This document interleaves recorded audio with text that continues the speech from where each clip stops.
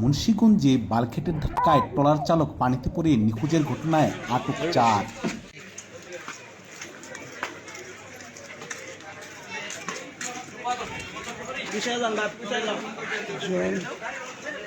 বডিটা ছেড়ে দাও, তাহলে ব্যাগে টান দিলে বডিটা বেরিয়ে যাবে। এই ব্যাগে টান দিছি, তারপর বডি ঠিকই বেরিয়ে যাবে। দিব না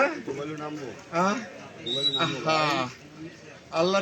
মুন্সিগঞ্জের টঙ্গিবাড়ি উপজেলার সুবচনী বাজার এলাকায় তালতলা ডোহরি খালে প্রচণ্ড ছুটে বালখেট হতে নিজের ট্রলারকে রক্ষা করতে গিয়ে পানিতে পড়ে নিখোঁজ হয়েছেন ট্রলার মাঝি। বুধবার 20 আগস্ট সন্ধ্যা 6টার দিকে এই ঘটনা ঘটে। নিখোঁজ ট্রলার চালক আমির মাঝি উপজেলার সুবচনী গ্রামের মৃত্যু তালেবর মাঝির ছেলে। এই ঘটনায় এলাকাবাসী 4 জনকে আটক করে পুলিশে সোপর্দ করেছে। থামতে বলছি, থামে নাই। বলগেডালা আবার ঘুরাইয়া ওদিকে চলে যেতে হয়েছে কুতুব পিসের সামনে, বাড়িপাড়া ব্রিজের সামনে। তারপরে তারা 5টা ট্রলার দিয়া ফিরে আবার ধরা। আপনার বলগেট এখানে প্রতিদিন 4-5টা রাখা হয়। বলগেটালারা এখান থেকে আপনার খাবার দাবার কিছু কিনে। তো আজকে উনি প্রতিদিনই উনি তেল দিয়ে আসে, আজকে তেল নিয়ে যাইতে নিছে, একটু আর কি বের হয়েছে। পরে আপনার যে প্রচন্ড স্রোতের আপনার বলগেটের সামনে নিয়ে আসে, উনি আর সেভ করতে পারে নাই। উনি ট্রলার সেভ করতে যায় বলগেটের সাথে ধাক্কা লাগিয়ে পড়ে গেছে, উনি আর ওঠে নাই। পরে এলাকাবাসী সবাই মিললা বলগেটটা মানে ওই হেড যে ট্রলারটা ওটা বাঁচেছে। আর ওনার আর কোনো খোঁজখবর পাওয়া যায় নাই, উনি হয়তো মারা গেছে।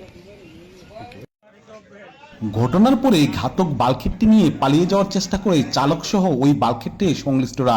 পরে এলাকাবাসী ওই বালখেটের চালক সহ ওই বালখেট সংশ্লিষ্টদের ধরে এনে উত্তম আদম দিয়ে আটকে রাখে।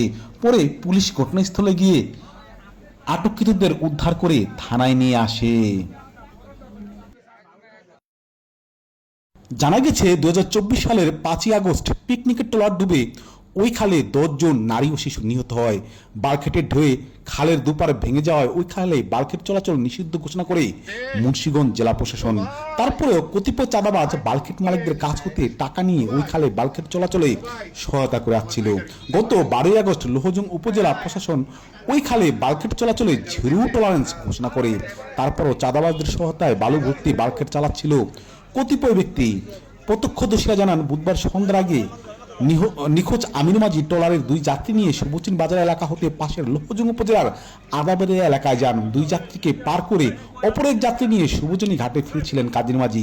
এ সময় সুবচনী ঘাটে পূর্ব হতে নোঙর করে রাখা ছিল 2টি বালখেট। প্রচন্ড স্রোতের কারণে ধলেশ্বরী নামের বালখেটের নিচে ঢুকে যায় আমির মাঝি ট্রলারটি। এ সময় আমির মাঝি নিজে ট্রলার রক্ষা করতে এগিয়ে আসলে বালখেটের নিচের অংশ তার মাথায় লেগে গুরুতর আহত হয়ে পানিতে পড়ে